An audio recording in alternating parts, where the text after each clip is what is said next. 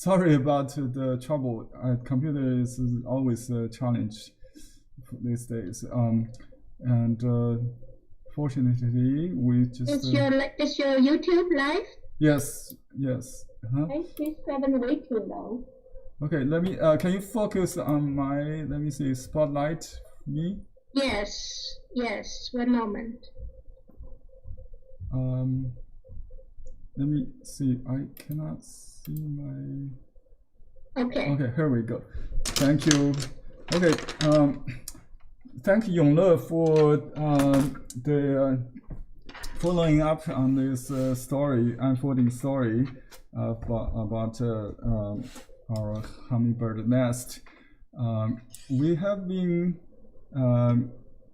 feeding them for about 20 years, and we had 5 total experience with their nests in the spring. Usually, this season, in winter to early spring, and we had the 4 very successful ones, and this one, like you, where's that? I'm sorry, I tried to bring up to that camera. I forgot. Okay, sorry. Let me see, how do we do that? Oops. Sorry, I forgot to show you this. How to get super fast Wi-Fi anywhere, anytime, in this 6 is seconds. the ad. Do you know what the extra button? we have a partner in Hollywood. They are specialized in setting up a live cam. Thanks for their technical guidance. We set up a camera live broadcasting 24 hours a day, 7 days a week, since 18th of January. And the first baby bird was born on the New Year's Eve of Chinese ox year, and or the tiger year, the day before tiger year, which is January 31st, and then the second one hatched on the New Year's Day. So they are 22 days old now, and they're supposed to fledge by next Tuesday. That's why we're in a hurry to do this lesson before they are flying away from the nest. Okay, can you see it? Let me enlarge it. Can you see the feeding right now live? It's amazing, right? Let me show the big picture. Yesterday there was a Santa Ana wind storm. It blew up an adjacent branch of the vine onto the nest. And it actually, in my opinion, it helped to secure the swing in the bad weather and provide shelter in the rain, maybe, you know. But we were in an argument with the company. They believe that we should cut off not only the branch but also the fruit, because you know, they might affect the feeding of the female hummingbird anyway. So we are just observer here today. We don't want to really interfere their life, so they are not hurt, you know, unless, you know, they're dropping on the ground. We have cushion underneath it just in case they fell. Okay, so let me introduce 2 books, since we're librarian supported class. First of all, is this little journal of poems with illustrated hummingbird nest. It's called Hummingbird Nest. Let me see, where's my glass? I don't have glass here. Sorry.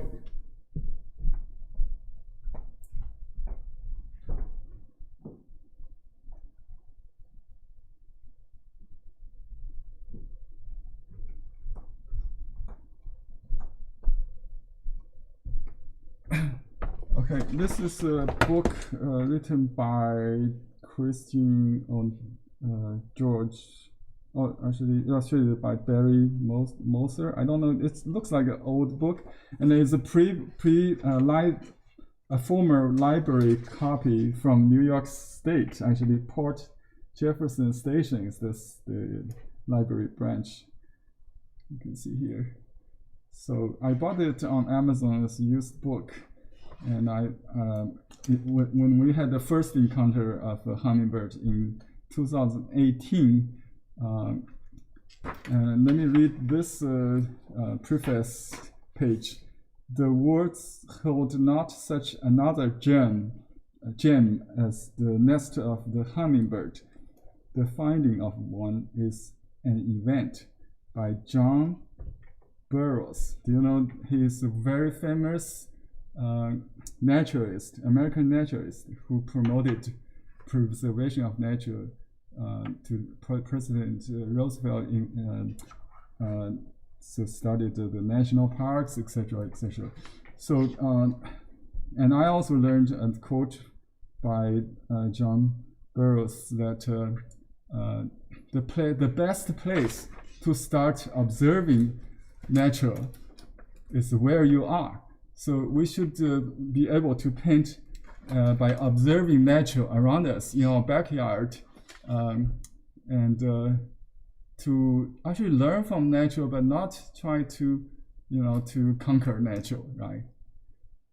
That's my belief. So we had a fierce argument just minutes ago before the class, because I'm a naturalist, and the opposite side is the scientists, and they try to convince me in science that the birds are starving right now because the mother cannot feed them in the standing position. That's weird because the mother is hovering, feeding. As we know, the hummingbird can do anything in the air, including feeding. So we'll see how she's doing while we are learning this class. And I try to convince them that the hummingbird is not upset; they're happy. But they try to say, they are upset by this sudden arrival of the branch, the second branch, that actually provides security to the nest, in my opinion, in the wind, because they are not swinging as bad as yesterday. You can see they just because the double security of the line. Yeah. Anyway, so this is another story, and you can see, in the text, they had their worries and for everyday dangers, and I can share a lot of stories already from the hatching, incubating. Just a few days ago, we had a spider attacked, a giant jumping spider tried to eat the hummingbirds. The natural prey is the praying mantis. The adult hummingbird could be killed. We have witnessed their they're hanging on the feeder before. So they're very endangered, so to speak. Not let alone the hawks around, the crows just above the giant trees in our neighboring park. We are located in a state park. We got jungles just outside the backyard. Anyway, so I'm going to show you how to do the nest first. Okay, and then we'll another book I forgot to mention is this one. Is baby birds by an artist look into the nest, Julie Zickerforth. Anyway, this is a used book I bought on Amazon, and among these a variety of birds, there's two encounters of hummingbird nest by the author. Actually, she paints based on the photographs provided by the owner. They don't have a live cam, so she has very limited resource to paint, but very well done in artistic point of view, I think. And you can see I have learned a lot from these books about the hummingbird, the process of hatching and fledging and feeding, etc., etc. So and also the artistic style that we can learn today for our purpose. I hope to greatly increase your knowledge about this little germ in nature. They're so cute. These are our baby hummingbirds. So we're going to start doing the nest, the eggs, and then the grow up. And if you look at the handout, I know you just got them this morning. Let me show you some of my early works. Okay. Yeah, first of all, I do appreciate the technical support from the Hummingbird Spot company that they provide this guidance for setting up the webcam, and you can see their links on the first page. And here are two pictures that I took before the setting up of the webcam. One is the first time I saw this hummingbird sitting on her nest on the 16th of January, and then 2 days later I saw 2 eggs in the nest. That's the first picture of that.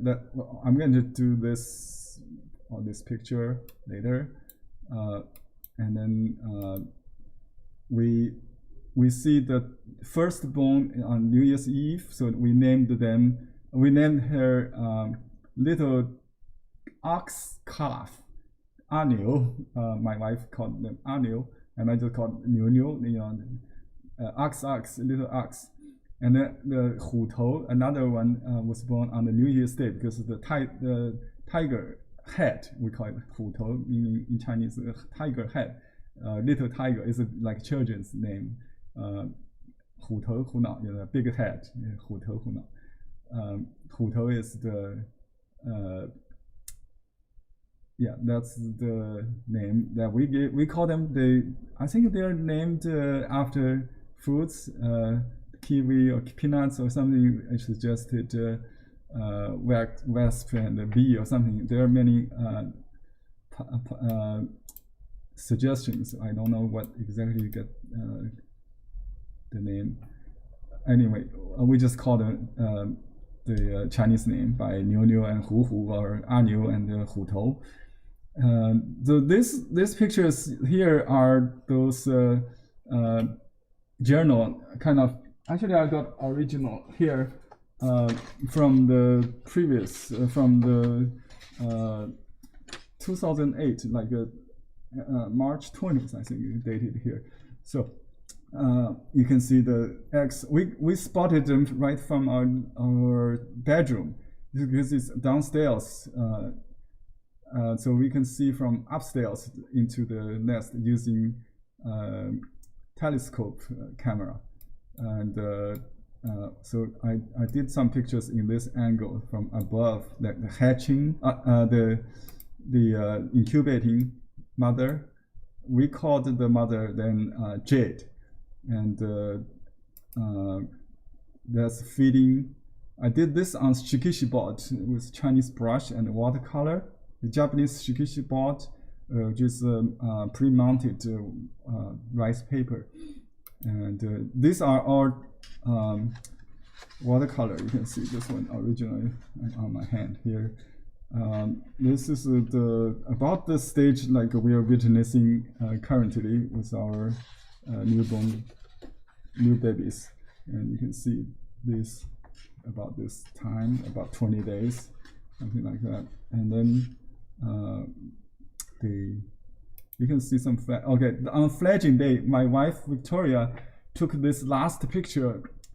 Usually the mother no longer with the babies during nights after they grow up.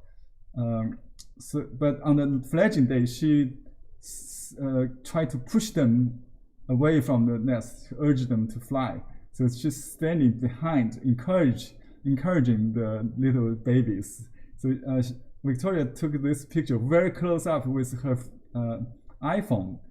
It's like a photo away, you know, very close. Because the birds are so friendly, you know, she could take this close-up picture without a telescope camera, and very clear in the early morning sunshine. You know, very, very, very inspiring. So I did this painting. Accordingly. I don't have that originally. It's on sale actually in my portfolio on the website. And this is just imagine maybe a picture I did based on reference photos, watercolor painting with flowers. So this is my early work. Today we're going to do the nest. And the first thing you might notice is how how rich the texture is with the building material. So I would tell you it's made of spider web, silk, and down from plant or birds down, and maybe some kind of cotton-like stuff found in the very tiny ones. The pieces together. It takes weeks to build, and the diameter is about 1.5 inch to less than 2 inch. Yeah, it's about 1.5 inch. Okay. Let me show you how to draw them. What paper are you going to use today for hummingbird? Good question. Just show you quickly. You can use, this is the same paper we used for the previous 3 weeks so far. That's the mulberry number 2B with a rich texture. It's very easy to get the fiber kind of look, right? That's the advantage of that if you want to take a closer look. And this is the one option. Another option is just any watercolor paper. I'm using this cold press Cancer brand. It's called mixed media, not the same brand. It's this mixed media paper. I usually use them as the backing of this. This is Bristol paper backing. Okay, and you can use that to paint also.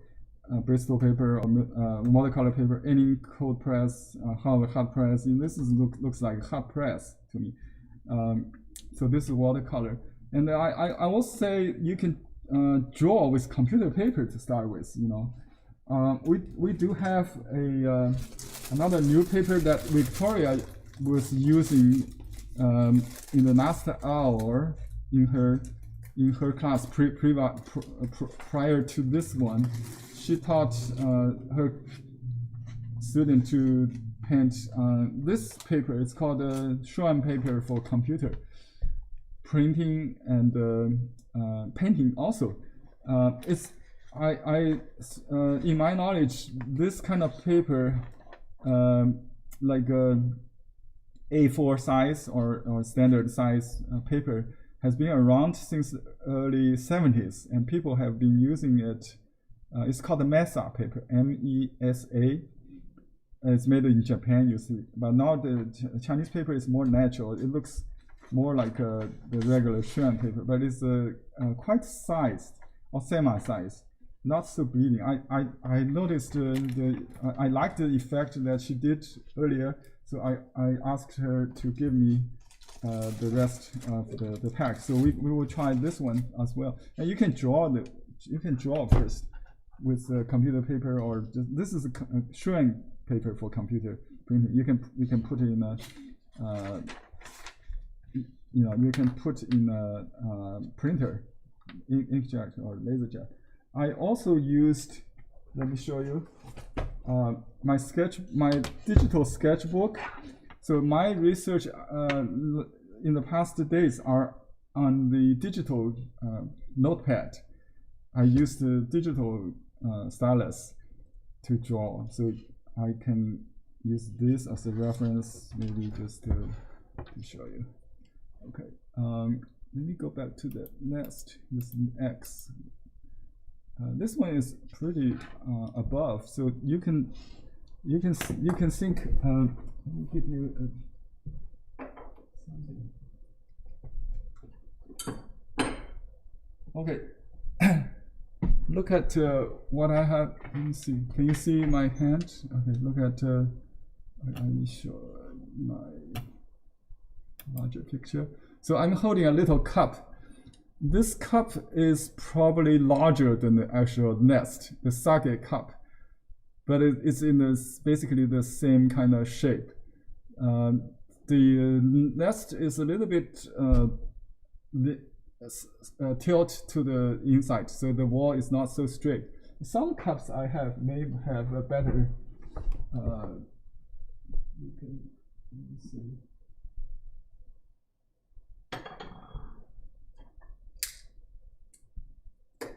I don't have a. Yeah, I just have a plastic one. You can use any cup to imagine, just for this purpose. For this is study. So if you observe, let me turn on the light here. I try to turn on the light from my left, so you can see one side is darker. One side is lit. So to assume the light is coming from upper left, if you don't know where the sun is. Okay. Sorry. Yes. Can you hear me? Yeah. Okay. Sorry. You can mute yourself if you're not speaking. Okay. And we usually paint a little bit. Let me see. How do I do it? Yeah, just like this, right? A little bit showing an oval shape on the opening. The mouth of the rim of the cup. Okay, it's very important to remember this basic shapes when you draw before you jump into the texture or lines, whatever. So there's an oval, and you should see the curve in the front is a little bit rounder and then flatter because of the foreshortening, right? And then if the light is coming from this side, you will see a cast shadow inside on the left. And then you will see the dark side of the nest outside is on the right. So it's the opposite. So now let's do this on the paper, okay, to illustrate that. So let me zoom in a little bit.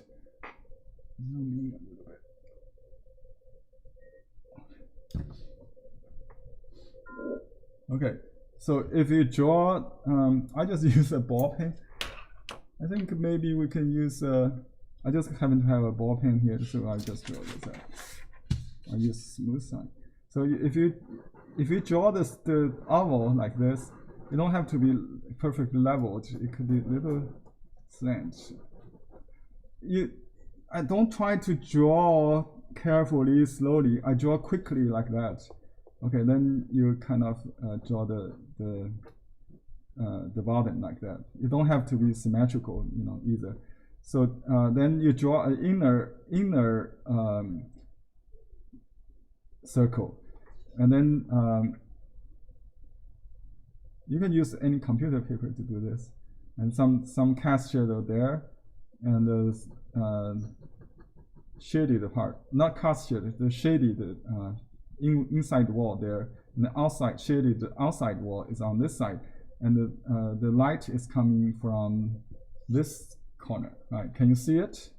I try to draw very lightly. Yeah, I think it doesn't matter which pen, kind of pen or pencil you're using. So just practice this. That's one thing, and then you can if so that's the life size. That's the life size. It's less than like the real cup. Okay, and if you want to show the texture in a journal book, you can do this. You can enlarge a square, and you can enlarge a square. Let me do this first, or maybe like this.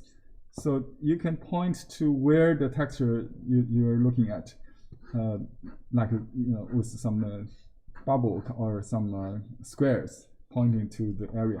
So on the rim, upper rim, you will see cotton-like, very soft cushion, like a pillow, like a white, and then and they are made of silk of a spider, and then the bottom part is made of moss, and it's covered by lichens and moss, little pieces of green Spanish moss they got from my wife's orchid pots around in the garden. So it's something very textured, green, very green. It's a camouflaged greens, and the underneath it's kind of maybe the bone is made of more like little sticks of grass or palm fiber. Actually, we had around as some hanging basket, in the patio, on the patio. So there are lots of silk like lines in the uncovered part. That's general. With the paper, depends on which kind of paper we use. We use different approach to get the little silk texture, silky texture. On the mulberry paper, we already have the texture. So this is another painting that people did. And after hatching, you will see some pieces of eggshell put on the outside. I think it is kind of like a ritual for me to look at.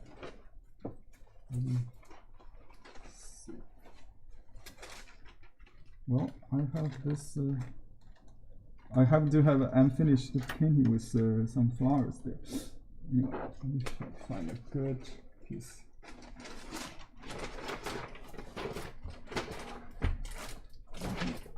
Okay, this is one of the texture.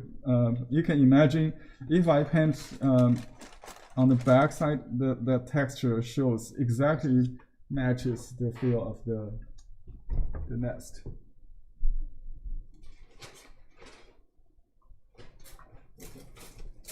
Yeah, this is the kind of paper I'm gonna use for the first maybe for the first quick one.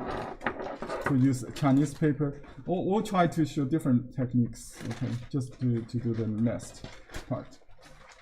Because it's a rare subject, but it's a very popular one, I hope, from the popularity of this webcam. People will have a closer up.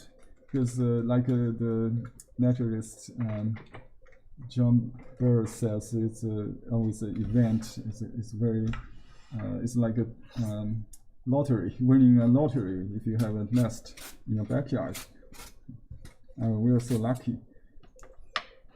So we must paint to mark the event.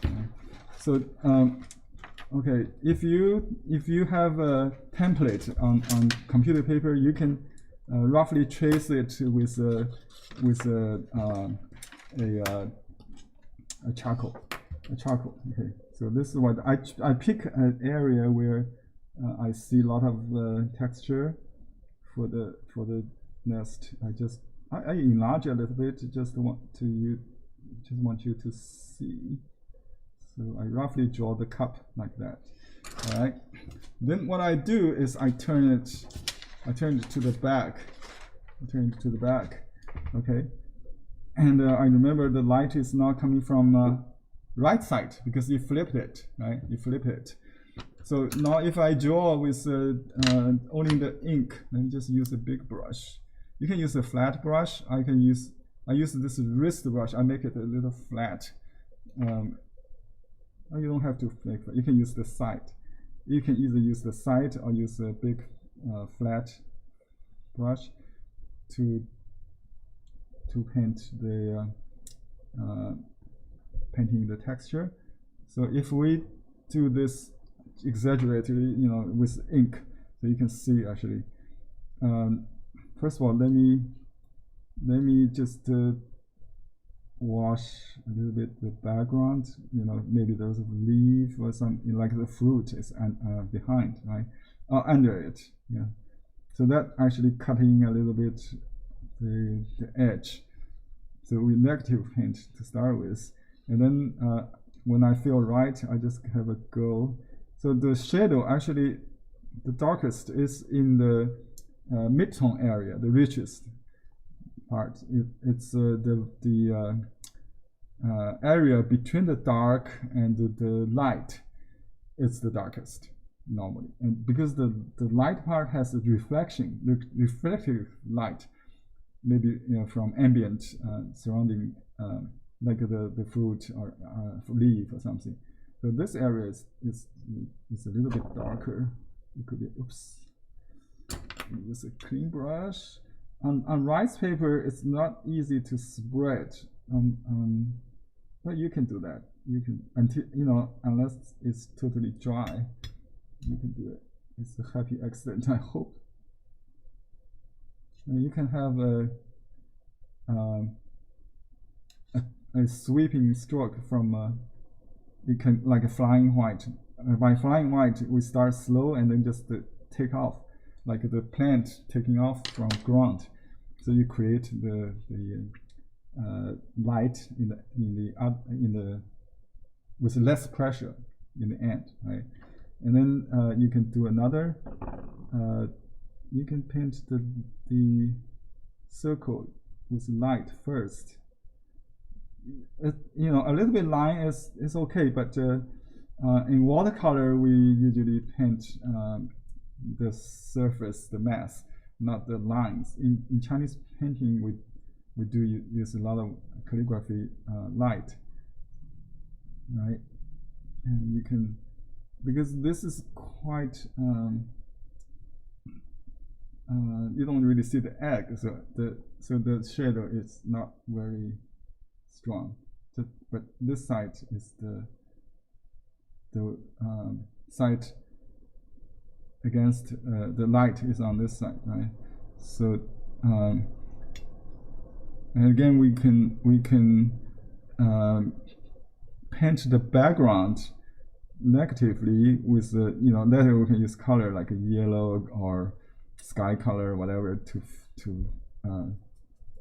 separate the white.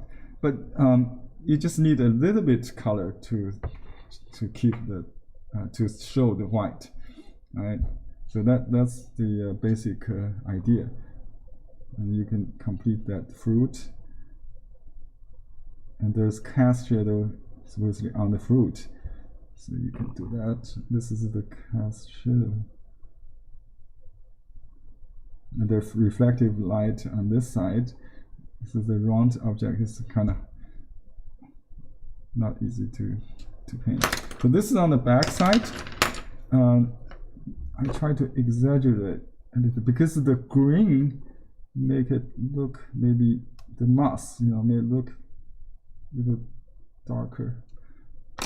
It could be darker on this side because you looking at this side. You see, that's the but you don't like this texture on the fruit. That's a different story. So there's always a advantage, pro and cons for the texture. Somehow if you want to see show the shyness of the passion fruit, you have to use gouache to cover it up. To cover up the texture, I think. Or you paint on this side. Actually, will help to reduce the texture. So if you just paint like that, the passion fruit is purple, right? So we can just exaggerate that. So I want to show you just the experiment. What kind of you can paint on the front, of course, but this will keep. You can use dry brush, just keep some texture from the paper, that if that helps, and then just scratching. I call it like a dry brushing, so you don't cover the white. Can you see the fiber? Zoom in even more. Whoa, right.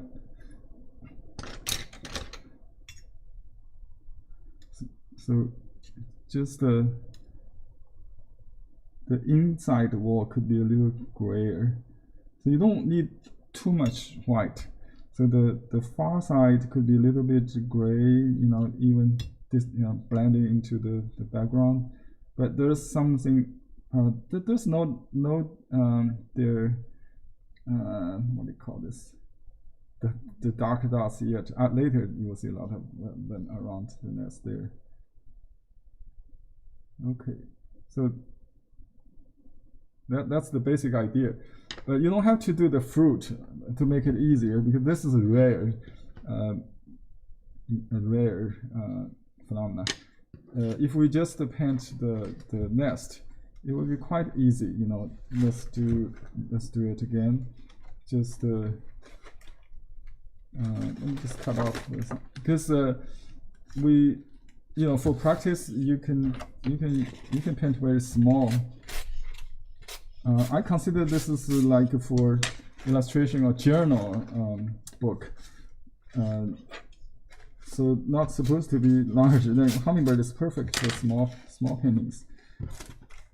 Right.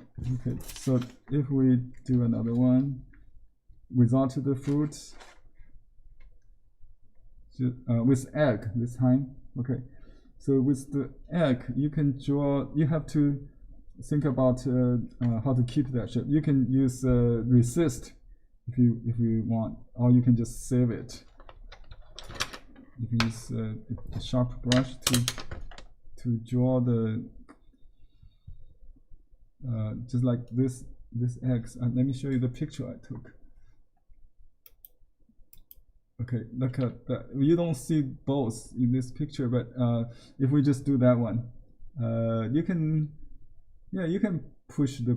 move the egg around a little bit just to make it look nicer. So I use very light gray to draw the egg shape.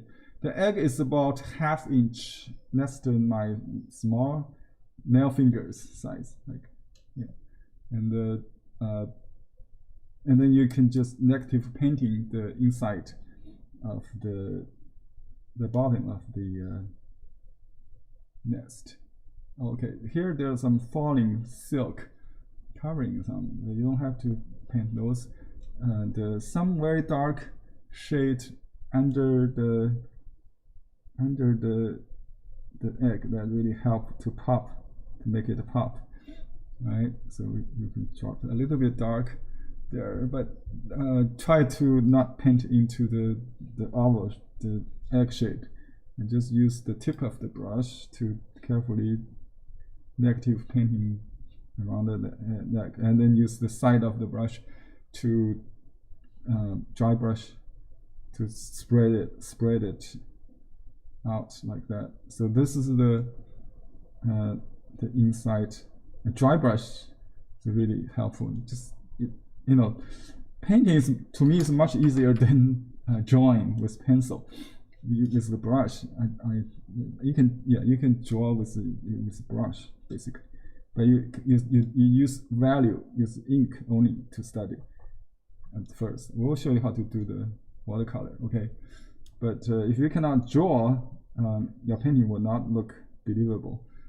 Okay, so you can always add dark later, and you can use tissue to blot it, so it will not bleed first. So you really want to control the bleeding, and use broken brush or split brush to draw this lines. Even they're just kind of scampering on surface, hovering on the surface of the paper. You can show the texture, and while you shading them. So this is a above overhead view, so you don't really see the wall of the nest underneath that much, and you see a lot of happening, like the decorative camouflage mask. It's not finished, and she was keep adding those masks and lichens until hatching. The last touch will be the shell from the new hatched, the eggshell. So if you see the eggshells, you know they're hatched. Okay, so that's the dry brush again, just kind of hatching a little bit or scrambling a little bit. Okay, assume the light is from upper left, right, upper right. So I just suggest one and maybe a little bit hint of the second egg there.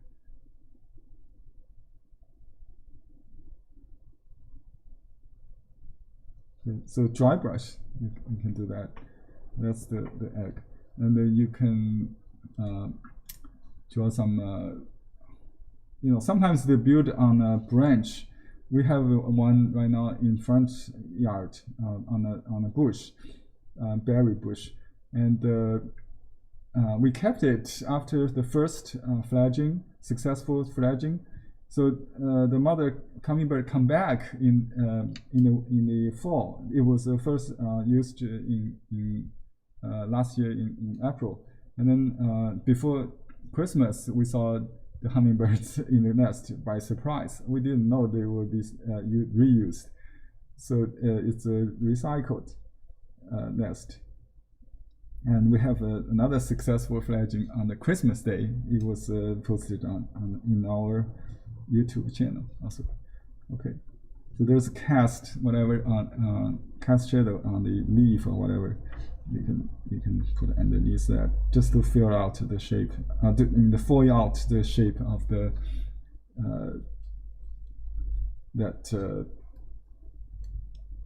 nest. Actually, if you see the photo on the left, this is it could be a fruit depending on the angle you're looking at. Okay, so this could be a fruit, could be the fruit like that. And there's some leaves, and you can use different tones of ink, different techniques to draw different objects, like outline leaves, or and then you can color it later. Okay, and then the fruit could be a little darker, like that. And I like the diagonal line that goes like that, so it's not perfectly straight. Yeah, it goes up like that, and it turns back like that. So keep your eyes moving. So you can have a little back leaf like that, and then I'll do a leaf outside the frame, like a. Whoops, it's too dark. All right, and another one. Okay, and you can fill in that corner, block that corner.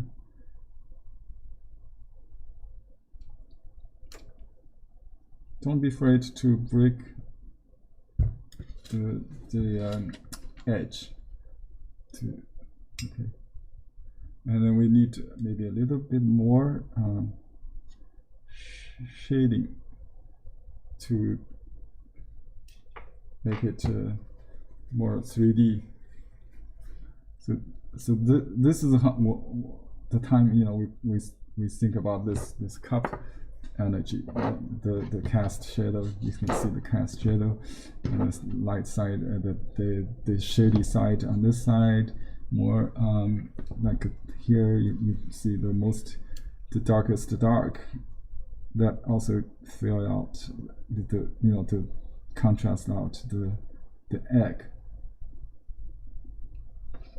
And around this area, it's the bottom. It's on the bottom of the nest. You can really make it dark, exaggerate that a little bit, and you can change a little bit the mouse. You can take the mouse away, or the silk away, so you can show the egg completely inside. Okay. Dry brush a little bit, just disperse a little bit. And that creates the inner circle. And we can paint this side a little darker, right? This is the side on the shady part of the light. Okay, but it's under the. So usually the light, the side facing sky get the most light. It's diffuse light. Day, maybe like today we've got a lot of clouds and a shower going on. You can see the nest swing in the wind right behind me. That's a live camera. So make sure the perspective is right, because this circle, this rim should be thicker than the rear one, right? The curve should be different. Even the picture doesn't really. Sometimes that's the opposite. Because the shape is not perfectly rounded, not symmetrical, maybe. Anyway, so you want to play with to honor, what you see, not what the other tell you, right? When you observe, and then try to make this not so flat. It's not like perfect flat. It's rounded, so you want to soften that edge. Soften. I think it looks like it got more happening around the outer edge than the inner rim.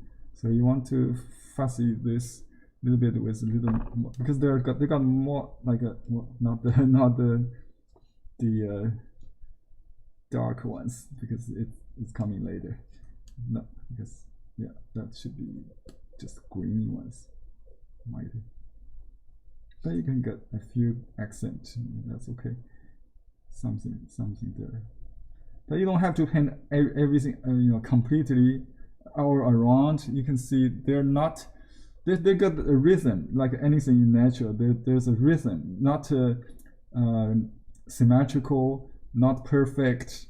Or in Japanese. Henry, sorry, could you move the paper to the left and then a little bit higher? Excellent, thank you. Thank you. Yeah, in pottery or Zen pottery or tea ceremony, using tea ceremony, they have a word for those deformed, distorted, and imperfect cups called wabi-sabi. So that the natural shape is always wabi-sabi, kind of imperfect, impermanent beauty. So wabi-sabi is the Eastern aesthetics. That is at the core of Eastern aesthetics. Imperfect beauty. Nothing is perfect.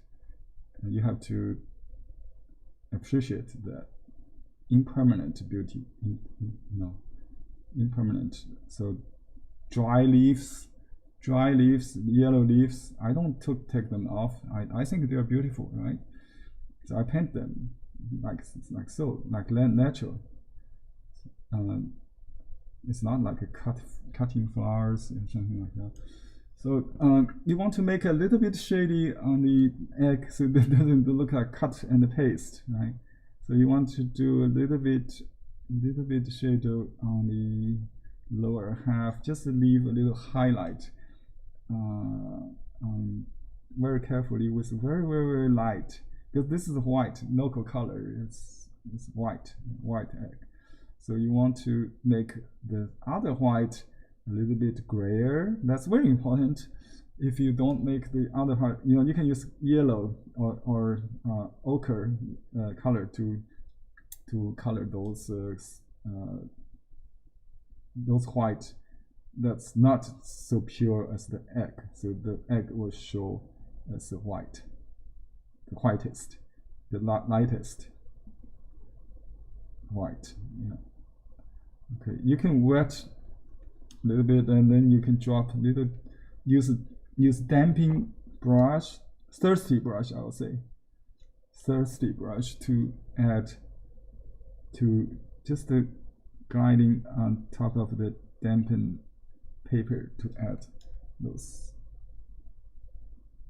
value if you need. Okay, if it's too dark, you can take it off by blotting. It's a tissue. Don't use the paper towel. Paper towel is too rough. Use facial tissue. And if it doesn't come off enough, you can add some clean water. You can put a tissue under it. You can put a tissue under it, and then add some water on top. Okay, and then use a clean tissue to blot it like that to reduce the value a little bit. The last result is to use white. Don't use white. Okay. Any questions so far? Good. Are you doing good on this egg? I don't see question on the chat. Okay. Perfect. Yeah, I try to kind of cut in a little bit so they look oval, because not, we used to paint something we're familiar with. So the egg, the chicken egg is more rounded. The hummingbird egg, like their body, looks like more oval, right? Oval. My English pronunciation is kind of hard to distinguish the L and the R in my dialect. Okay, anyway. Well, sure. All right. Okay, can you see that egg? I tried to maybe the second one is a little bit too flat, but just a hint of that, because that really is so mysterious. Sometimes we just don't see them in full sight view in life, because they're very deep in the bottom, hidden there. All right, that's I don't know how large is this paper, just a small practice. I think it's a life size. Probably it's already bigger than the real hummingbird nest. Okay, that giant fruit is much larger. Actually, it grown up. And it turns purple right now. It's bigger than what's in this picture on the left. Okay. Anyway, yeah. Did this particular fruit grow bigger than the others because the nest was covering it?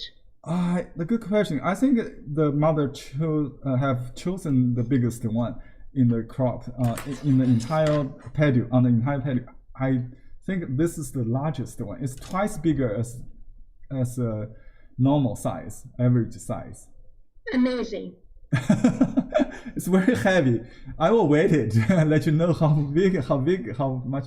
I guess it's like a 4 ounce at least. Thank you. We got to preserve that. We will never eat this one. It might drop. That's the danger. The worry we had last week. When we had I received a call during the class, and then we talked after. I insist that we keep the fruit because this is crucial to keep the nest less, like to got tossed off. But they said if the drop happened and the branch will bounce towards the other direction, or towards our home, it would the birds will be thrown out. So I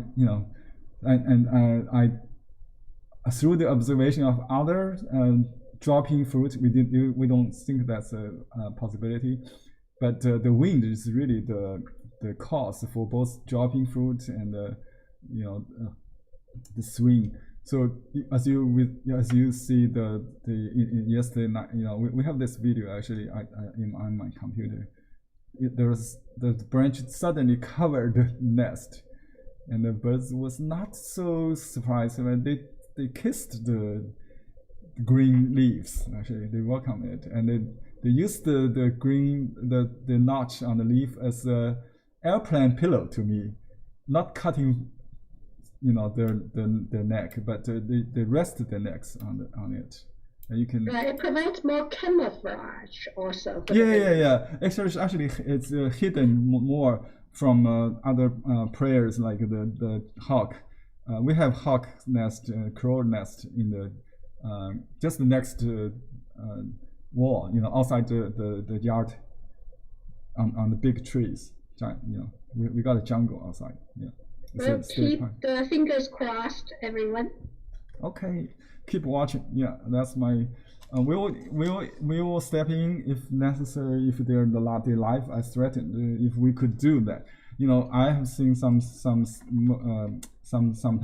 when they guess the hawk because the hawk could take the bird away, and they pick the another falling one. And you see the feeding right now. Okay, let's see if she can complete the feed in the wing. Yes, it's kind of challenging. She has been able to feed mid-air multiple times. I have witnessed that. Absolutely fine. Yeah, they said the birds are starving, but I don't see any sign of. I don't think so. Okay, let's wait. Maybe it will take a few more days to fledge. That'll be fine. I think Anyway, so we're going to do this one, or with the mother birds. But before that, we'll do some sketch, and as we did the study before on the nest, I'm going to show you how to draw first. Okay, just like we did how to draw the nest. All right. Actually, I can use color on this paper also. That's why I use this computer paper for. Right? Let's just try this. If we do this, with the brush. Yeah. Okay. But I'll keep this and I'll give you later maybe. So we're going to draw. If you want to, you can use. I think both sides quite naturally textured on this paper. So I'm going to show you how to draw a bird. From this angle, it's rare because it's above camera view. That's the only angle you can see the inside happening before the little beak sticking out on the side view camera. That's the only option. You see that. But anyway, we can just do this here. So let's draw roughly the nest first, like that. Just a big circle, not really show the underneath it. Okay, and you can use pencil if you. I just happen to have this pen. So the first thing I would consider I would look is the back line of the bird, starting from the maybe not the forehead. I think the back head. Okay, you can draw. You can draw some help straight lines just to cutting the angle of. I don't see any any inflection between the neck, between the head and the body, but I do see a little bit bump on the head, just a little bit, because this angle is really, so basically it's a straight line, down. Look at the angle, the tilt, it's about 45 degree. Okay, when you measure angle, you should have 45 degree as the standard. So either larger or smaller, you need to make immediate judgment. If it's a curve, you think about the tilt first. The tilt, okay, that straight line first, at the angle of 45, or less than 45. It could be 35, something like that. And then you try to find the another angle here. It's the lower part, the tail, including the tail part. So that's another tilt. It's quite steep down, like this. So this is almost the straight down, right? And then we in this camera view we see a lot of forehead, the upper body part, the shoulder. That's good. So to foreshorten the body. So we just do this because in watercolor we really can paint what we see in our daily life. In brush painting, we try to stylize everything. It's kind of hard to paint this kind of odd angle. So that's why we will do watercolor, fusion style watercolor. So this is triangle shape. Remember there's a tool that Victoria used. There is pieces together with the different colored glass, craft of a hummingbird, and that's the idea. We should divide the large shapes first.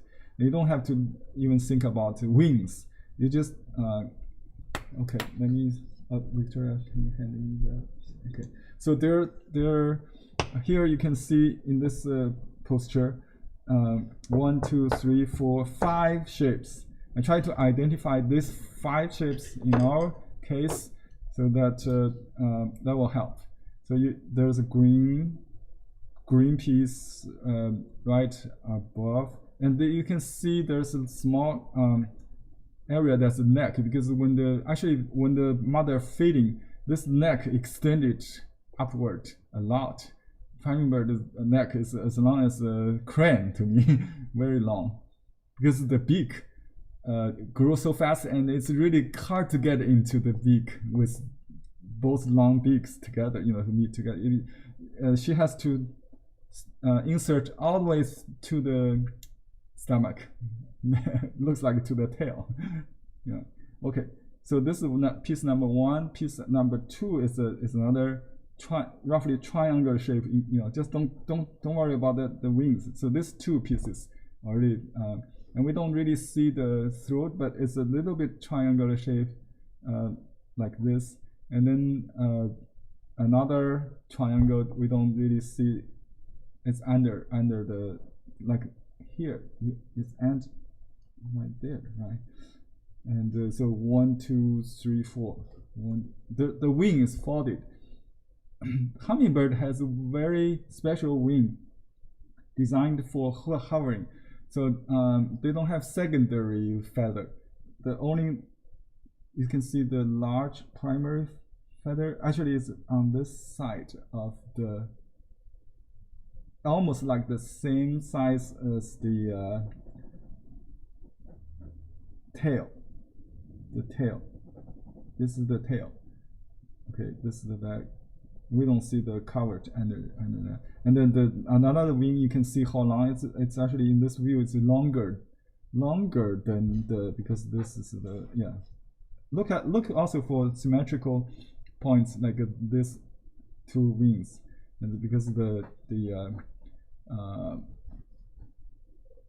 perspective, yeah. And then draw a line that cross the beak and into the eye, usually a little bit under, but in this perspective, actually the eye looks under. It should be a little above in normal perspective, but we need to honor what we see. Oh, the bird is coming back. Can you see the feeding? Standing on the leaf beautifully, so we don't have a problem if she wants to stand. But that's the best way to do that. Yeah, they'll call it unsuccessful feeding. For me, it is successful feeding. And Henry, the mother bird was standing on the other side of the edge of the nest before, maybe an hour or two ago also.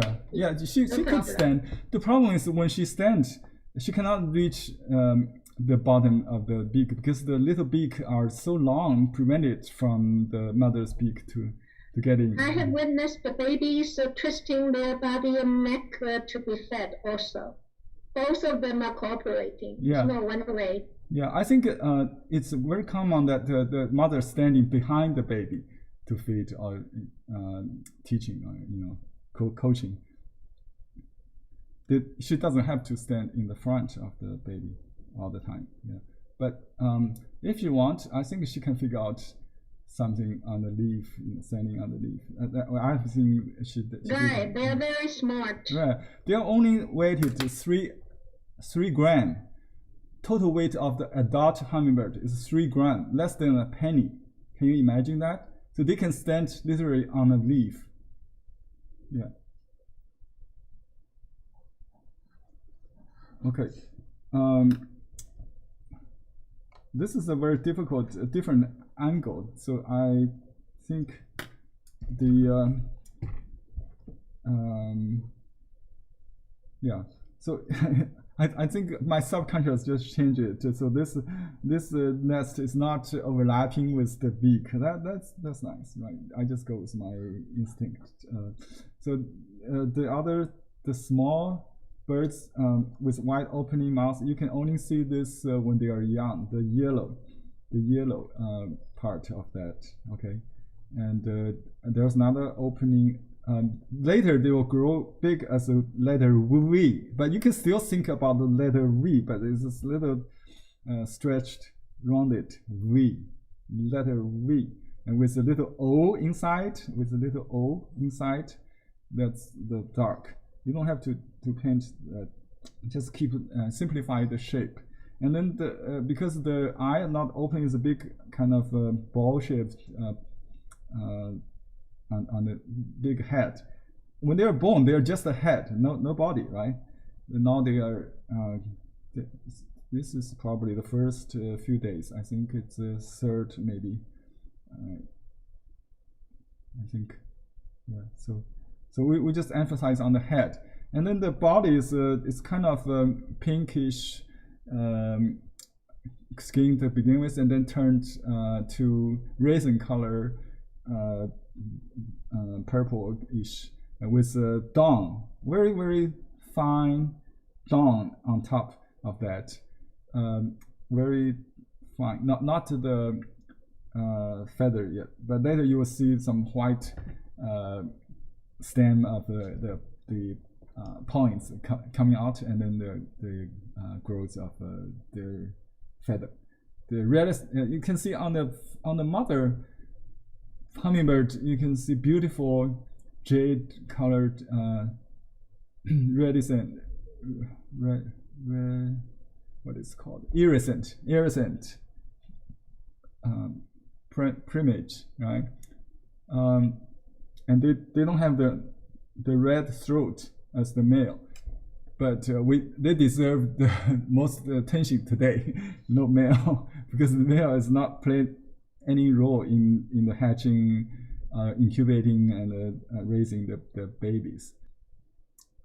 Great mother, and I really admired her wisdom. It's okay. So we really have to hide more the underneath the belly in this view, and I would, because the perspective is quite round, and we want to make the circle more rounded, maybe. Yeah, don't try to correct anything in this stage. You can use you can use ink to make corrections. So that will help when you copy onto the rice paper. Your template could be reused. So it's very important when you paint portrait of birds or figure. You have an ink template like this to start with.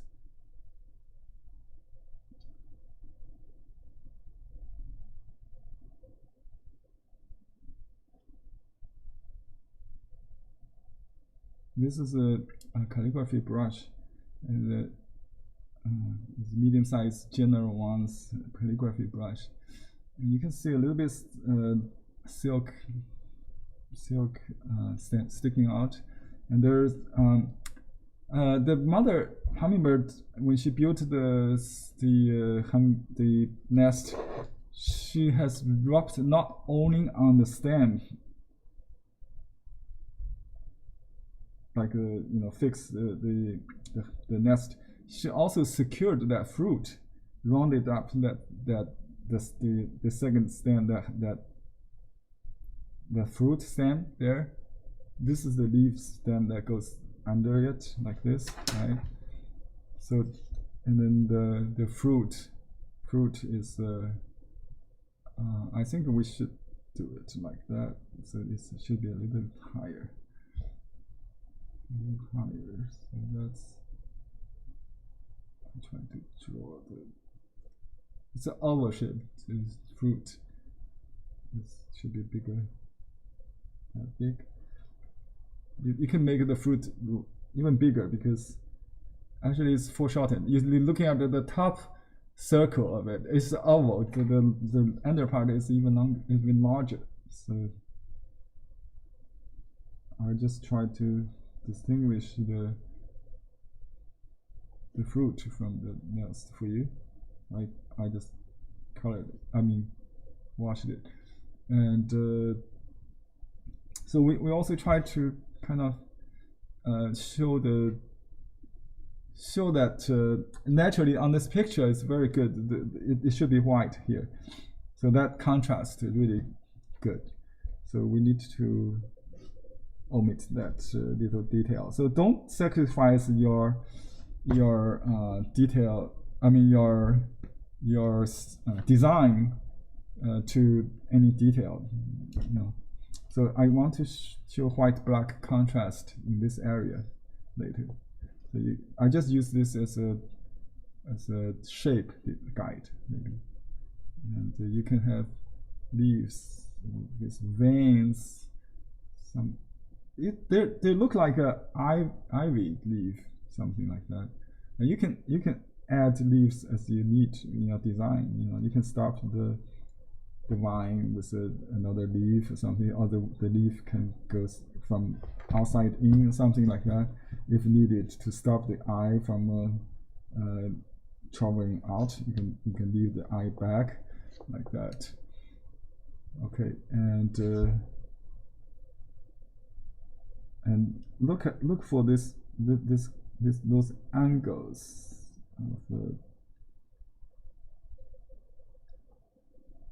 of the shoulder. I call it shoulder. Actually, it's the wrist or something. This is the arm. Very short bone, but very long feather. Not secondary. By secondary means like this kind of common. Even they're folded. You see a lot of secondary. This is secondary feather, but in hummingbird it's very minimum, and then the primary wing feather. Okay. Okay, and you can do some value study if you want on this draft. So I just try to show the 3D kind of feel, and just test, do some test. Okay.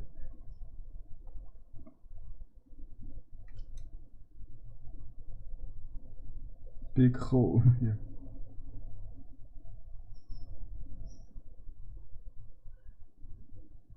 I got lost. Anyway,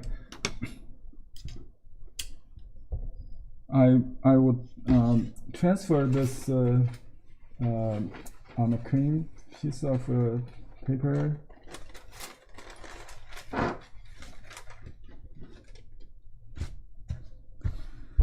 You can just paint directly with this underpainting under your rice paper if you like. Okay. If you want, you can just keep it. But the best is to trace it so you can reuse it. Okay, have another attempt when you try to make another attempt. Okay, I want to cut the beak a little in so it turns slightly to the viewer, make it a little cuter, looking at the camera, a little bit looking at the camera. So that cut actually played the trick. If the beak is turning other side or perfectly side view, there's no cut in there. So the far side of the forehead kind of cut in a little bit. This hummingbird has a very flat forehead, by the way. So it should keep it like that, flat. Actually, there's a bump immediately. The top of the head is rounded. The dome, it's quite rounded, but the angle where the head and the beak meet is quite slant, and there's a long kiss that meets the beak from the head. All right, the eye is pretty close to the beak, so they can really see the insect to catch them. Not unlike the water birds, like herons, their head is way above their long beak, because they use the beak to dig into the mud.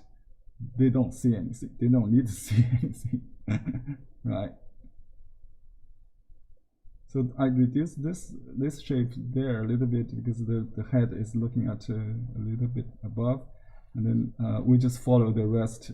Maybe the back is more straight down a little bit, and then the tail balance a little bit, and this I want to make this primary a little bit away from the tail, so it's clear that's a wing. I want to just try. Yeah, this we only see the feather, not the shoulder on the other side. All right, and then the lower part, the little claw that holds her weight. That's very important. Her weight is falling on the claw right there, and we don't see the other one. Okay, and then we just have to omit a lot of yeah, I think the natural, this picture has a lot of white in the morning sunshine, the glow of the sunshine that kills a lot of details. That's good. That's what we need to do in our painting. So we don't have to worry about those. Sorry? Yeah. That's a time check. There is 30 more minutes. Oh, 30 minutes. Okay. Okay. Let me finish. Yeah. Let me see if I can have it on a 4-sheet. My 4-sheet is too big. Okay. That's 13 by 30. I think we need half sheets only. Okay. All right. I won't do anything with the fruit. We just leave it out. We'll add as we need. Like you can abstract it out. You don't have to do everything because the focus is the birds and not the fruits. Okay, these are just background, so you need not to worry about that. Let's take that out, and then we put. Usually I put. White felt underneath it. You can put something whiter so I can show the color better. This is the release paper from the silicone. That's waxy paper. It's good. It holds the moisture, not absorb it. That's the basic requirement. And I'm going to clean the brush so I can use my watercolor. Maybe I use different brush here.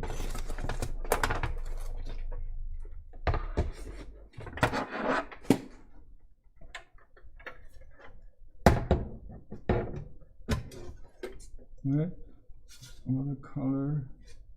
We just put here.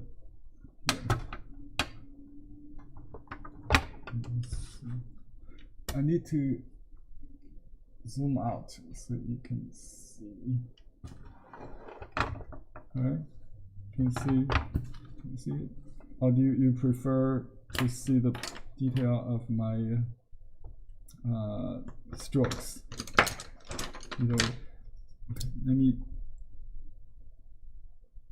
I think maybe you don't need to see the palette that much.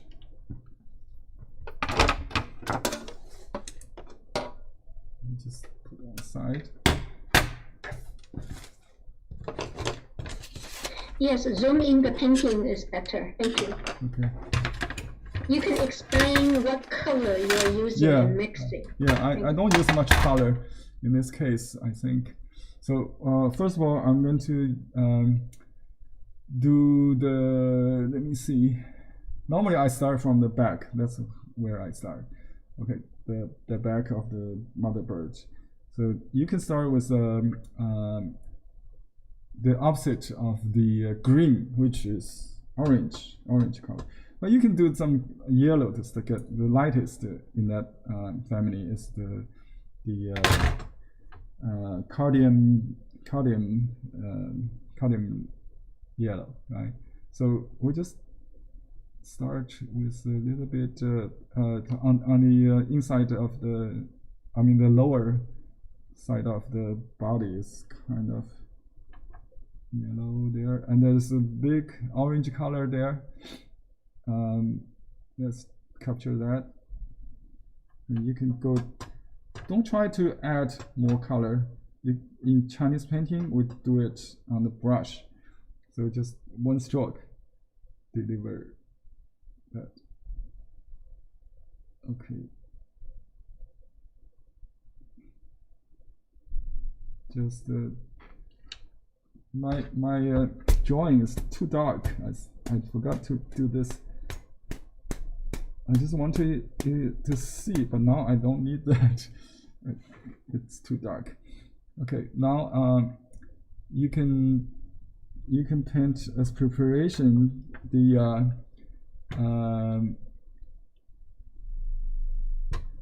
umber or raw umber or sienna. Sienna maybe, yeah, the sienna is good for the green. I think on the back. On these tails, you can see the brown, right? Yeah, the sienna. That's good. Can you zoom in even closer to the bird? It's a little bit fuzzy. Closer and sharper. Okay, nice. Oops. Yeah. I took a good picture. now. Thank you. I took a picture. I don't know if that helps. I try to focus. Okay, now focus. All right. Okay. And yeah. Okay. So I try to multiple load. So my brush is in the bottom. It's brown. It's orange, and then some brown color, and then I just kind of like do a gradation, kind of just like that. Yeah. Okay, so there's some red, brown color on the near the tail. The maybe the covert, the upper side. The covert is the underside, right? I'm not sure the name of that. So that's a little brown there, and then the tail is quite neutral, kind of cooler color. So I'll draw this like that. I purposely leave a little highlight between the two colors. And some blending in, that's okay. Some blend in, it's okay. And then another very warm color, maybe mixture of some sienna with red. So this is a long shape. I try not to do the parallel because I did this one. I just realized we always do that. The parallels. We should change that habit. Okay, let me try to maybe change the angle a little bit somehow. And use calligraphy. I'll change the shape with dark later.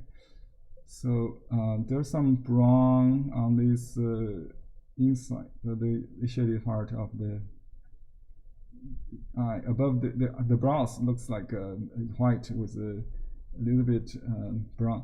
When we like something like the eye or brows, we try to exaggerate too much and make it too large. So hummingbird is so tiny, so you be careful not to paint everything enlarge too much, just to be cautious on that.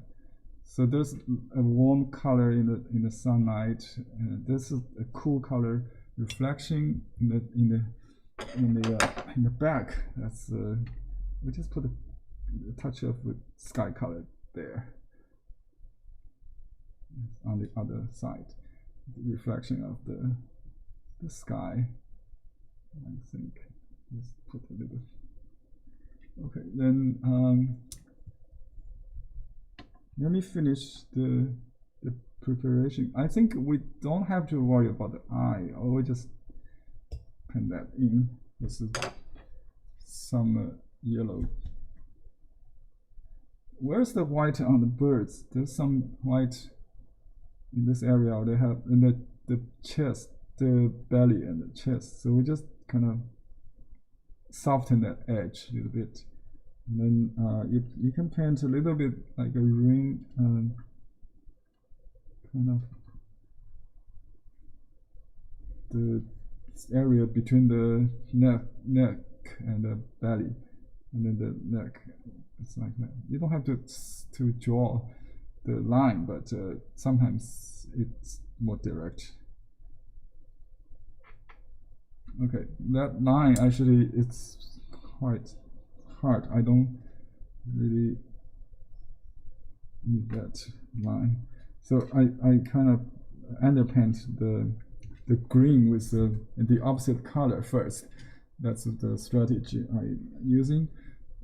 So later I just charge the shape with cooler colors, and the beak is probably more green in this case, but it could be warmer.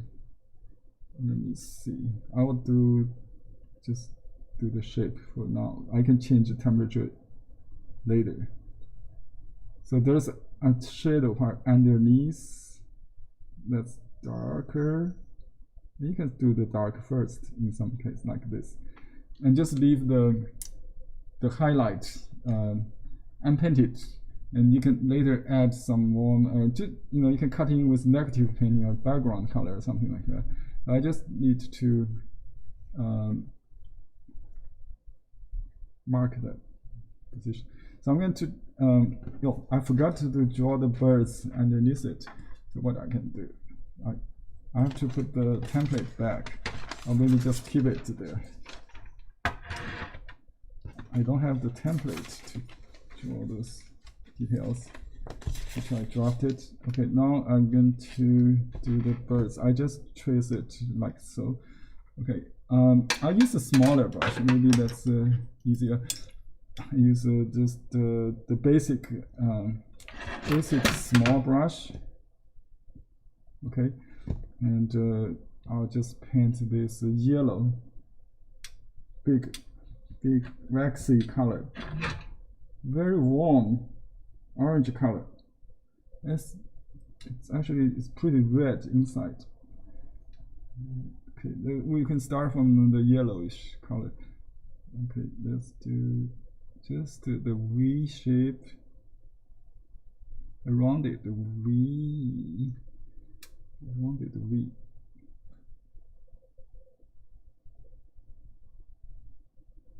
Okay, actually, it does another side, kind of like a U. Actually, that curve actually is the opposite, like that. It's the other side of the hole, and then you can.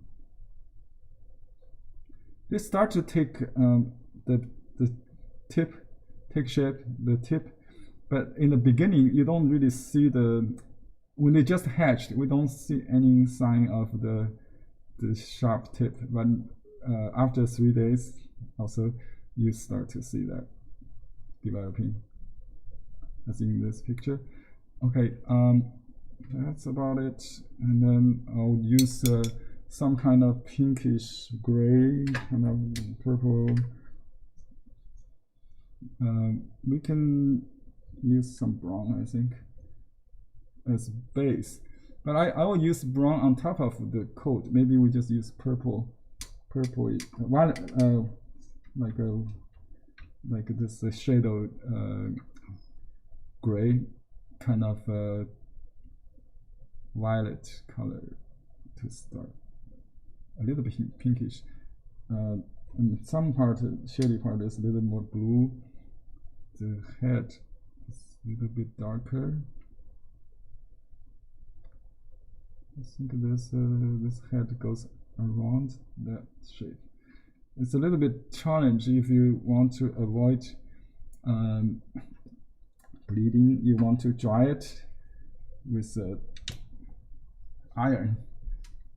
Blotting may kill the saturation, the color. So it's emergency. If it's emergency, you can blot it. But let it naturally dry is the best. So we can combine shapes to just squeeze out the big mouth. That's it. Actually, you don't have to save that hole. You could paint on top of the yellow easily with reddish colors. Okay, I'm going to use some just to separate the two birds. I'm thinking just like that, maybe. So you don't have to separate the nest color from the bird. You can combine different shapes. But you can get some brownish color to start with. Just whoops, I went out too far from the shape. So let's finish.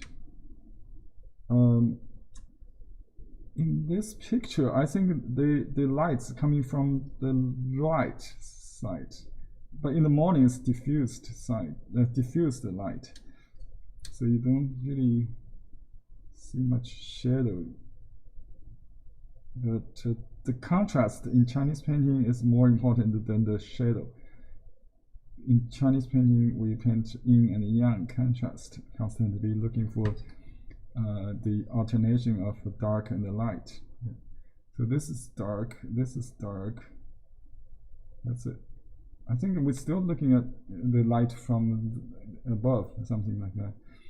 Okay. If we want to show the dawn, we have to paint this even darker to exaggerate that a little bit. And you can negative paint the other bird side to squeeze out the light part at the back of the front bird. Okay, and then I'll finish these circles. Okay, you can if you're not clear what was what, just let it be. Just let the paint does the work, and the texture of the paper to do the work for you. So it's kind of too rounded. I try to make it a little bit more natural. So you maybe you can make it this make it everything kind of with a inflection point, more squarish. It will help to kill that common tendency that we do everything perfectly symmetrical around it, like that. So that's maybe that's too much cool color there. It should be warmer. It's easy to put in some reflection light to just drop a little bit, maybe brown color, purplish color. But the value is more important. The darkness or lightness of the color is more important than the hue. What color is this? Okay, and I see the darkest in this area is the hole in the center of the bird's mouth. So we need to do that.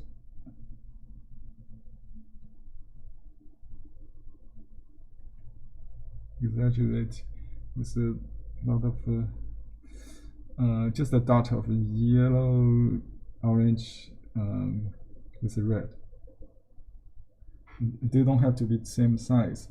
I'll come back with some like a detail later.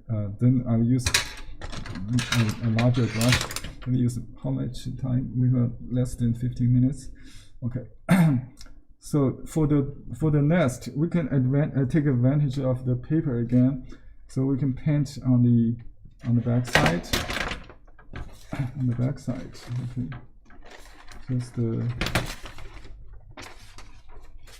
Just paint the shape on the back side. Squeeze out I'll just get a mixture of all the colors under this semi-dry, it's a broken brush, and create all the texture itself with a dry brush, and also the texture of the paper. See what happens. So we need some green. I just got some set green for the mouth on one corner or something. You can start to do the outer shape. Okay, like that, with the bird standing. Remember the squarish turning point, not draw it like always like a circle, right? And you can do it like an anzel, like a calligraphy. Think about it like a big circle, and then you can vary the color a little bit. It's like an impressionist. You combine colors of opposites to create the illusion of light. So here I combine some brown with blue to fold the eye to create that kind of green texture. Okay, let's see how it goes on the other side. And I know it's not enough, but that at least gives us a hint of where we are, and then we can enhance it on the front side with some more colors, saturated color for the mouth, and silk is actually already there, so you need to preserve this. Okay, and then dry brush to keep to create the texture, and okay, some definition line, structure line. The circle indicate the circle. It could be a contour kind of. I don't like this shape so far. It should be a little bit more natural. Okay, it's too rounded, or yeah, I do like the overlapping on the in the original photo. Okay, let me just bring in combine the shapes now. We need to make that shadow a little bit.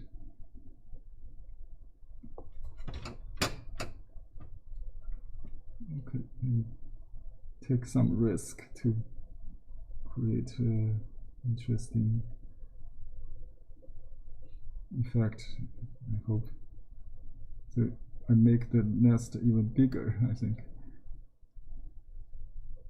I wish not to exaggerate the actual size.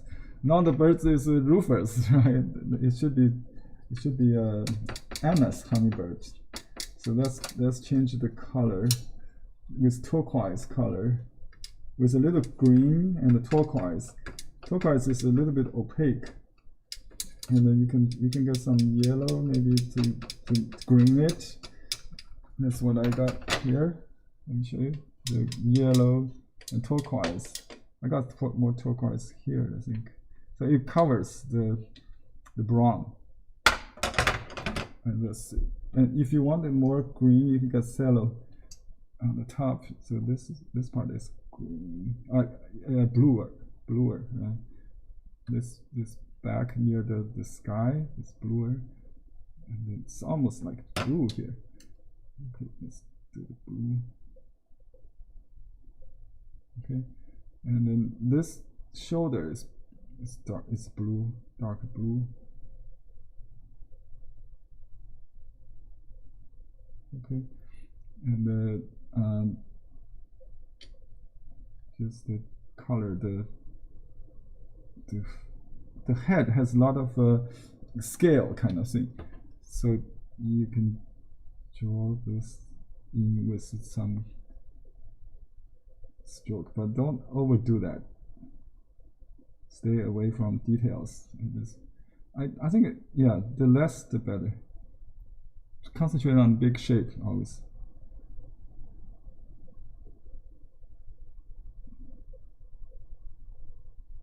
And why my brush head is working on this head, I use the bottom to just stamping a little bit the connection part, that give a loose connection. I don't want to have the solid stroke on all the parts here, and I want to give a definition of color, line, some shape there, and then for this wing, we need to have it. Yeah, I think the photograph shows almost like a more rouge kind of, what is that color? The like lipstick color. That's nice. And then you can add some blue to enhance that. Okay, this area we need soften it. So the connection between the body and the tail is kind of gray, and you can leave some flying white just to suggest that. Okay, and some vibrant color. I really don't think it should be there. It should be somewhere in the upper body. So let's do that. And the belly is very orangey, and here maybe you should see the iridescent, some in the sunshine there. Okay, I'm going to dot the eye. That will make it look like a bird. I use ink directly, so you leave a little bit highlight in the circle. Just it's not perfect circle. I understand that it should be a little bit long. Okay, then the tip, I mean the beak. Okay, there should be a little bit warm color on the top, maybe in the middle there's reflection, something like that. So we can still add that, and I'll add more color if needed. I tend to go back to the ink, so that's probably what we need, just to add some ink accenting.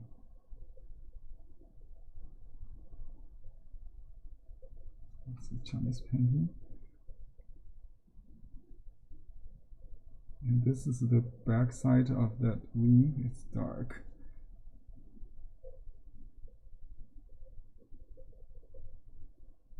And you can have some, if it's too dark, you can always drop some blue, dry brush blue to change that.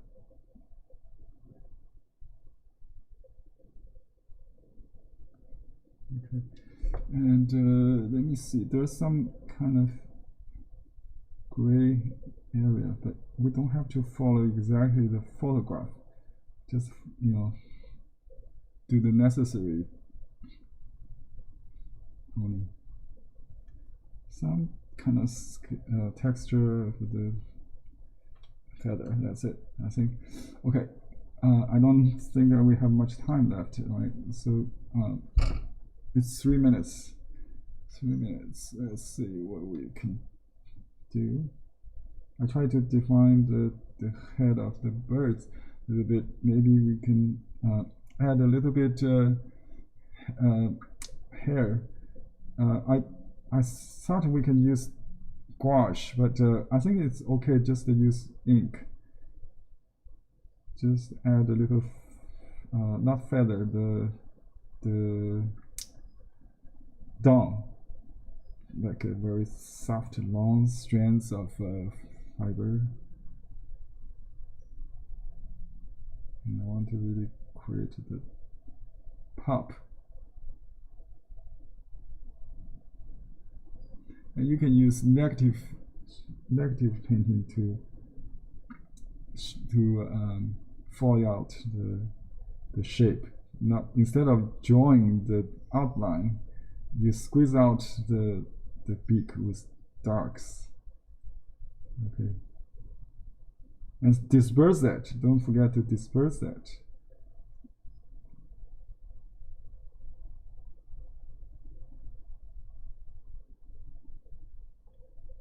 Okay, dry brushing. Okay, so we don't have time with 2 minutes. I didn't expect so long to do this. Okay, let's say if we want to finish with the background, we can add a few line first. And it's green, but we don't have to use green. We can use some ink. Light ink, maybe. Just everything else is less color. I think it would be good. So just use some ink. Okay, that cut in to the shape of the beak. Yeah, that goes like that. And that's the fruit, and then it goes down like that. Okay, now we do the leaf. And before we do the leaf, maybe we should try to get that fruit. I like the classical color for the passion fruit, because the passion fruit is under the nest. So I'm not going to follow this photo exactly. I'll do this right here. So it's a little bit under. That's my passion fruit. And you can add a little bit green because they're not ripened yet. You can add some dark. Oops, that's too dark. I'm sorry. You don't want to grab too much attention from the birds, right? So what do? Just take it away a little bit. It's a little bit tricky. Like sometimes I do use over exaggerated color, then I take it away. It's different than you do it right the first time. Something, you know, taking away the paint gives you a different light effect, light color effect. You see the feeding right now behind me? Interesting. Okay.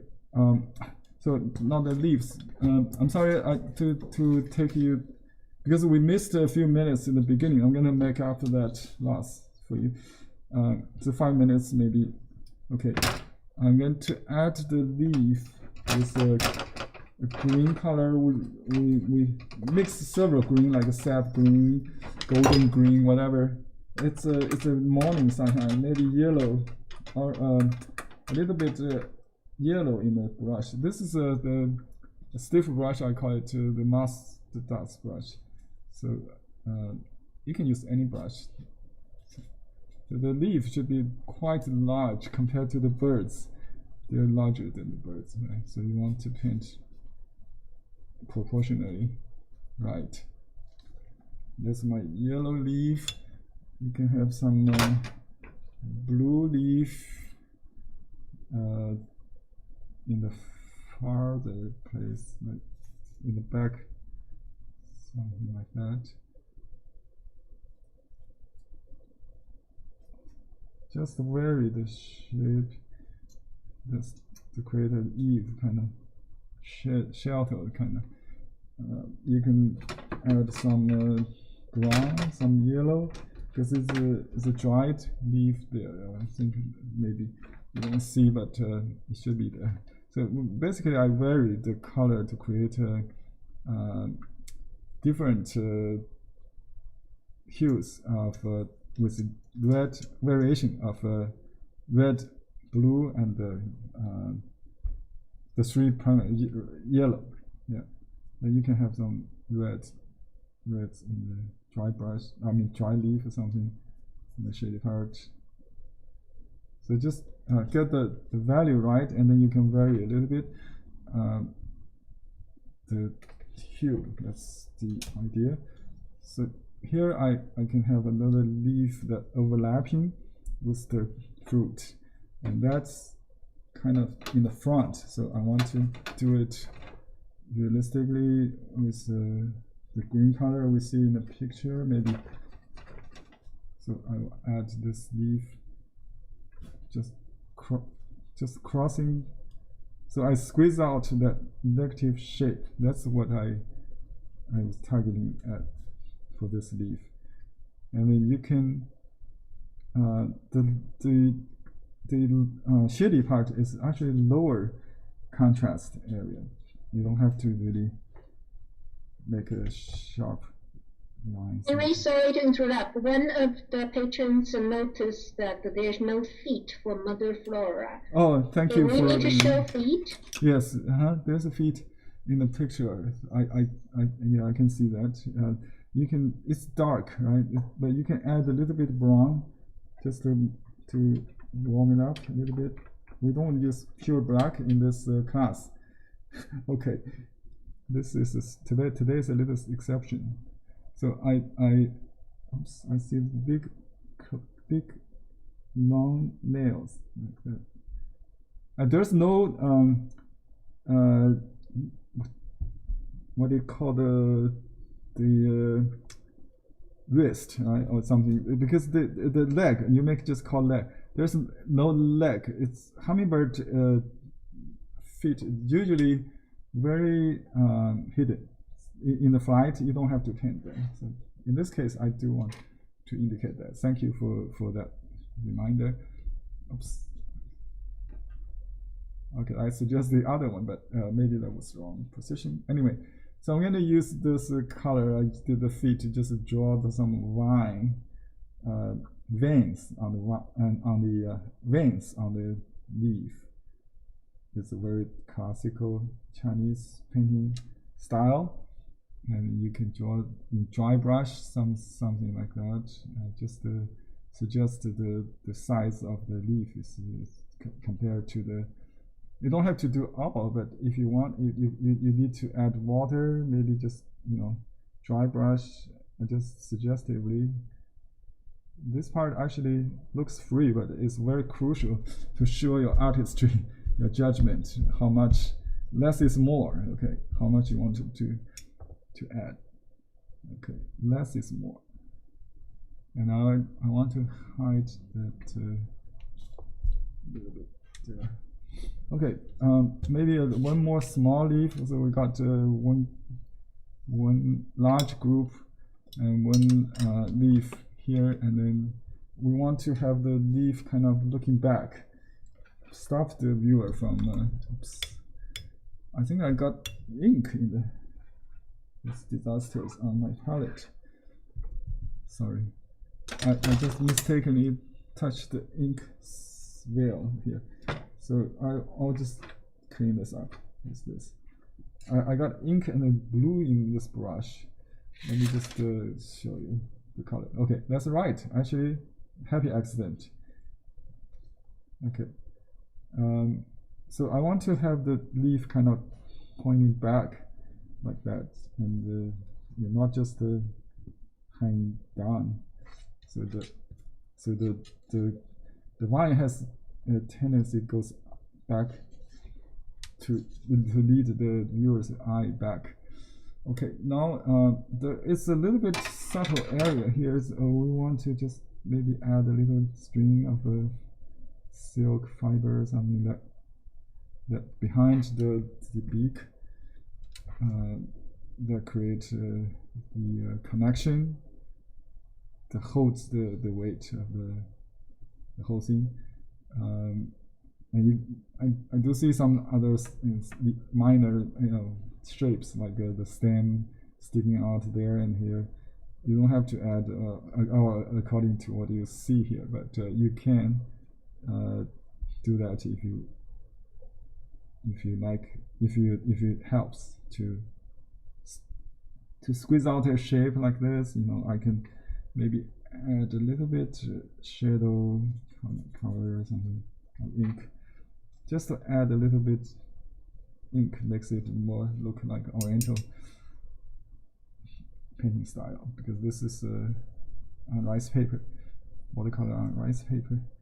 Do I need blue sky or more color? I'm not sure. We have beautiful Fisher on the ground, but it's off focus, so maybe not. Henry, could you zoom out so you could see the whole picture? Yeah. Thank you. Okay. Yeah, maybe it's time to mount it to show you the result. Where did you sign the? Oh, good question. Yeah, I did sign one similarly on the. I think this is depends on if it's English. I can sign it right there, or if it's Chinese, maybe here. I think it's overpowered. This vein makes it look very Chinese, right? Very stylized. I probably have to sign in Chinese to justify that. So I'll just do this.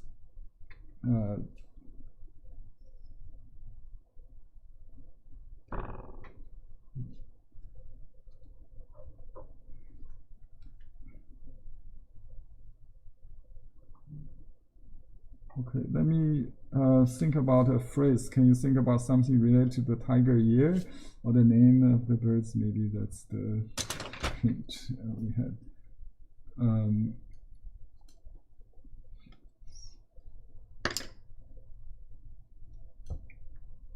Whoops, I'm putting something wrong without thinking. Let's see. I got some darks that's not supposed to be there. I'll clean that up. Okay, so we'll just say 新春快乐 something like that, right?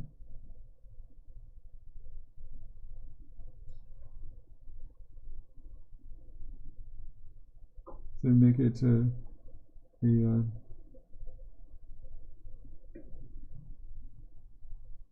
Yongle, your name has this character, right? Yes. Okay. Yeah. So this is joy, right? How do you translate? Yes, happiness. Happiness and joy in this new spring. Okay. New spring actually is the name for the Chinese New Year. So this year is Ren Yin. I told you in the Saturday workshop, what does that come from, right? You can find that in the handouts in the class. Ren Yin. Today is very special, you know that? Yes, 2022 in Chinese lunar calendar. And it's Tuesday. Also the 22nd of the new year, isn't it? Yeah. That's many too. I lose track. 6 or 7 or 8. Yeah, 2022 February, which is 02, and the 22nd 22. So we can sign that in English also with the common era. So I will say Henry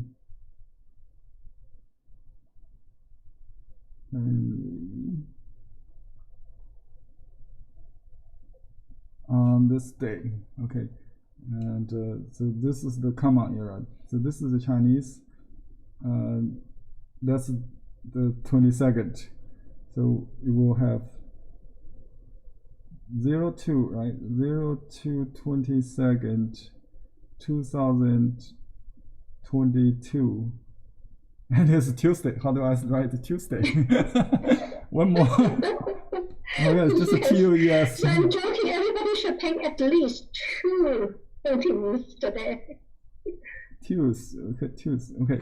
So right. So we got all the information here. So that's a unique date you won't have in every 10,000 years. They said.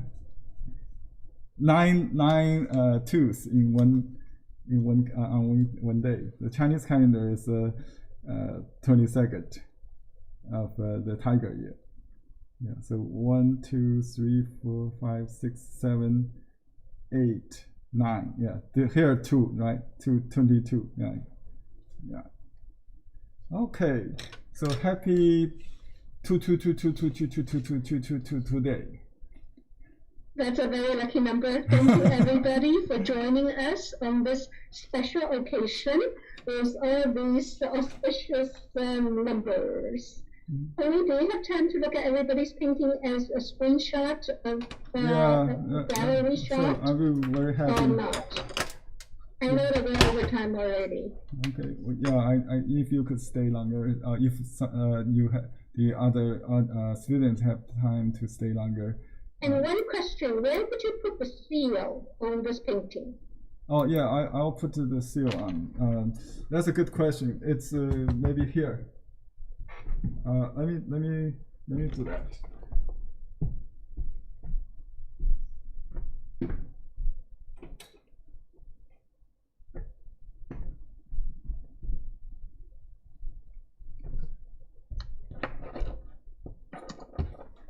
Okay.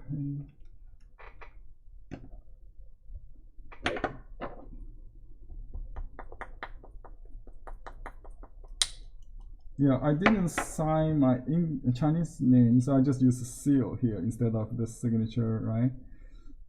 Oops, I didn't put any pad. I hope it will be okay. I just kind of do it like that. It's enough. Okay, so that's my last name, Lee. I got Henry, my first name in English here, and then the date, the special date today was all the number twos. Okie dokie. Let me look at your painting right now. And again, a reminder, this program is being recorded for viewing. If you don't want to show your face, put your paintings in front of your face. If you don't want to show your name, you could change it to hummingbird or anything. I saw someone changing their name to hummingbird already. That's lovely. Okay. Thank you. We're going to go into this gallery view to show people who want to show their paintings. So where you? Are you able to? I'm showing it on YouTube also with the gallery view. If you hold your painting against your face, will lovely painting, amazing. Yeah, a lot of good paintings here. I'm so impressed. Janet, I see your painting. I see Shirley's painting, beautiful, very nice fruit color. Very realistic. I like that. And I see Zoom user Barbara's good. Yeah, your painting has empty space on the right. You can cut it off if you want to make it square. That would help. Rhonda, you have a very nice watercolor painting. I can see someone did the butterflies already. Anita, yes. Yeah, we'll do that next time. Sorry about the postpone, but we'll send you the template earlier this time. Megan's very nice two paintings. I see the egg, nice. I like that egg with the nest building on the passion fruit. Beautiful. Those are beautiful eggs. Yeah. Okay, I like the Jenny's mother bird sitting on it. The yellow beak could be stronger. The orange yellow waxy beak could be stronger. Yeah. Janet. Yeah. Shirley, I can see both paintings very well detailed, very nice. With only the bird, the baby by themselves, and it has a rainbow kind of background, abstract, beautiful. I mean, with the leaves, the mango leaves we had before, I think probably. The fruit one, as I said, the fruit's so real. I can feel the weight, the roundness of that. Beautifully done. Very good observation. Thank you. Okay, Laura, Mira. I'm looking at yours. Beautiful blue sky. Yeah, I think the birds with eggs are there. Even with a small thumbnail, I can see the eggs popping. Beautiful. Megan's egg is also very nice. The one on the top, the larger one may be too big. The egg could be smaller. It's very tiny. The second one on the lower part you hold under your chin is good. Yeah, this proportion is good to the nest. Yeah. Okay. Lynn Seagull. Oh, I like the vibrant color you had on the Chinese painting paper. Great ink work too. Sharon Ho, I'm looking at your painting, but let me see. Your Chinese painting is on the tree. The previous photo. Okay, yeah, that's good. I wish I can see the details, but look, the composition is promising. Yeah, it should be very nice. Okay, just finishing the details and maybe some highlight. Okay, I see some paintings. Jane Payton, Payton. Maybe we should enlarge some of the paintings we see here. Let me see. I'm trying to find the person. What's the person's name? Let me just go on top line. Are you able to spotlight the person? I can do that. I can. Okay, I'm looking at the Yinhua. Okay, that's an ink painting. So let me replace spotlight. Okay, Yinhua. Okay, now you are on candid camera. Yinhua. Very nice tonal study. Very realistic. I like that. A little higher. Very nice color. Very good mother's expression. Beautiful. Very realistic. The beak. I'm looking at mine too. It should be a little bit yellowish. So yeah, just to maybe use some opaque yellow to add to it. I will do that on mine before I mount it, and I'll send you a complete picture for reference. All right, very good tonal study. Very good. Yeah, the diagonal composition, it works. It's nice. The fruit is a little bit rough. If you want to just make it into a leaf, it will be just fine. The fruit and it, yeah, it doesn't. Should be a different stroke than the leaves or the nest, if you want. Okay, thank you. Yeah, I see that one. Thanks. Let me see others. If anybody haven't showed, can. I'm looking at. Let me see Jane again. Oh, here's another new one I haven't seen. Let me see. Okay, okay. This is Darcy. Darcy's painting very. You know, the color. I like the original color. Just right. You know, just finish the body of the bird. That would be it, I think. The leaf veins could be a little blending with the color, maybe a little bit too strong on the top. You can add some color to hide that. That, you know, just reduce the line, more color. The red shoulder, it could be a little greener. That's it, I think. The back should be a little greener. Yeah. Okay. Let me see if any others we are having. Oh, here's another one I like to see. Your D. Wow, that's nice. I like the color, the ink. I mean, the ink tonality. You also try to capture the yin yang, the contrast. And we have a kind of yeah, that's nice. Good study of the nest on the small piece. And then the white could be a little bit like you did on the small one, with a little bit hint of shadow or something to make it rounded. It would be even more realistic. I do like the bold strokes on the top that contrast with the tiny little eggs, very delicate nest and the fruit.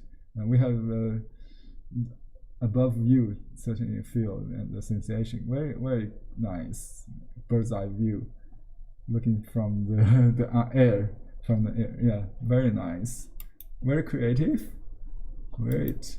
You did very good. Everybody's having fun, right? Just keep watching the live cam and then take advantage of this opportunity to draw the birds in close-up observation. You know, you can really see how the wing develop, right, over the next week. Right, in a few days, these babies are expected to fledge and leave the nest. So take your opportunity right now. Yeah, Ping, you're on the camera now. I like the transparency of the color against the window. It looks very like the backlit bird nest. That's a wonderful presentation right there. And I think you did the previous encounter we had with the mango tree. That's nice. Oh, you did the fruit under it? Okay. I see the trunk of the tree. Can you hold a little upper? So, okay. Oh, I see. That's a big mango. Or the passion fruit don't have it's a vine plant. So this is combination of the mango tree with the passion fruit. Yeah.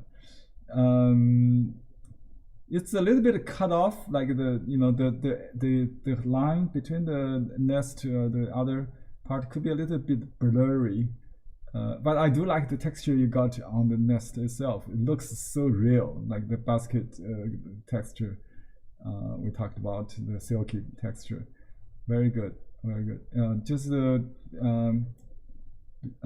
you choose between the tree or the vine, because the passion fruit cannot grow in the middle of the trunk like that. It's a vine. It's like a grape vine or levy. If you haven't seen them, I can send more pictures in the classroom. Maybe you can see the whole picture of the patio. Okay. Any others? Thank you, Ping. I will see you in the class. Okay. If not, that's all. Thanks for the extension time, and if you'll stay, and thanks for your support of the this class. This is a special class, and we'll come back to do more in the tiger natural landscape. I think the theme is still natural even this class. So our naturalist approach to watercolor and paint anything imaginary or realistic in nature. Okay, so help to appreciate nature's beauty in this season and all year round. Hope you observe your garden, your own garden or park, to find the hummingbird in your real life. If you're in North America, if you're lucky in America, where they're only on they live. Yeah, North and South America countries. Yeah. Okay, that's all for the class. Again, I thank the support of this technical support of the live cam at hummingbirdspots.com and the hummingbird spots channel on YouTube. As the links are provided with the handout and the email sent to you. And thanks. You may join the member to join the year-round view of live cams and with looking at that feeling beautifully in the air. See that? Oh, wow.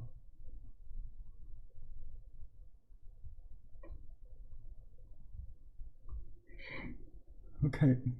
Good this is job. breathtaking. Thank you, Henry, for giving us this special class. This is truly a once-in-a-lifetime treasure to view such beautiful, delicate things that happened in nature that we would not otherwise see 24/7. Thank you very much, everybody, for your support. And I also want to share that the Dyker Library is going to participate in Flint Wild Flowers Initiative this spring through summer. I'm looking for gardeners, birders, naturalists to participate. Look for my email. We will give out a lot of wildflower seeds that will naturally grow in New York area. So hopefully you will join. And thank you. Next week I will not be available, but the class will take place. I will email everybody with the handout and everything from Henry by the end of Saturday, New York time.